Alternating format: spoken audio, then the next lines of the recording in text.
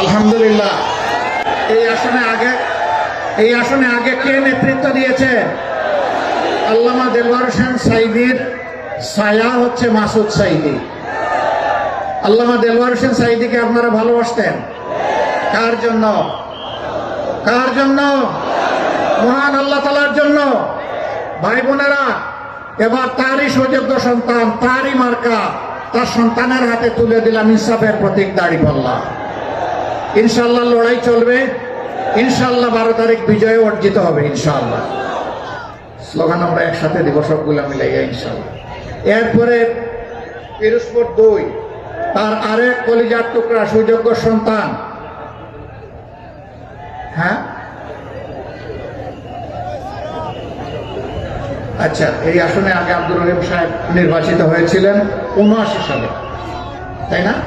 হ্যাঁ, বড়। বিসমিল্লাহির রহমানির রহিম। এদেশের একজন প্রসিদ্ধ আলেম, যিনি জামাতে ইসলামী পূর্ব পাকিস্তানের একসময় আমিরও ছিলেন, এরপরে বাংলাদেশ হওয়ার পরেও তিনি দায়িত্ব পালন করেছেন। এদেশের মানুষ ভালোবেসে 79 সালে তাকে নির্বাচিত করেছিল। আজকে তার জায়গায় আল্লামা দেলোয়ার হোসেন সাঈদীর কলিজার টুকরা, তার দ্বিতীয় সন্তান শামীম সাঈদীর হাতে আমরা ইনসাফের প্রতীক তুলে দিলাম। আচ্ছা, এইখানে দড় শক্ত করে জাতির ভার নিতে হবে ইনশাআল্লাহ। ইনশাআল্লাহ দাঁড়িপাল্লার বিজয় হবে ইনশাআল্লাহ। আপনারা সবাই দোয়া করবেন। এরপরে পিরোজপুর 3,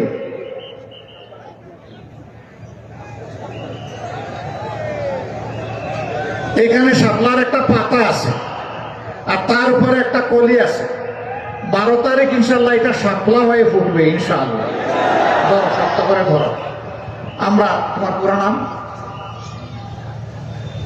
ডক্টর শামীম হামিদের হাতে আমরা পাল্লা বদলে এখানে তুলে দিলাম শাপলা কলি। এখানে পাল্লার একজন ক্যান্ডিডেট ছিলেন, রাত দিন তিনি কাজ করেছেন, জমিন চাষ করেছেন। তিনি এসে আমাকে সালাম দিয়ে বললেন, আমি এটা শাপলাকে সমঝে দিয়েছি। তিনি বললেন যে আমাদের 90% সম্ভাবনা ছিল। আমি বললাম 12 তারিখ 90-কে 100-এ নিয়ে যেতে হবে ইনশাআল্লাহ। আপনারা রাজি আছেন? কি প্রতীক ভাই? কি প্রতীক বলে? শাপলা কলি। ইনশাআল্লাহ শাপলা হয়ে ফুটবে ইনশাআল্লাহ, বিজয় হবে ইনশাআল্লাহ। আসুন এবার একটু স্লোগান তুলি আমরা।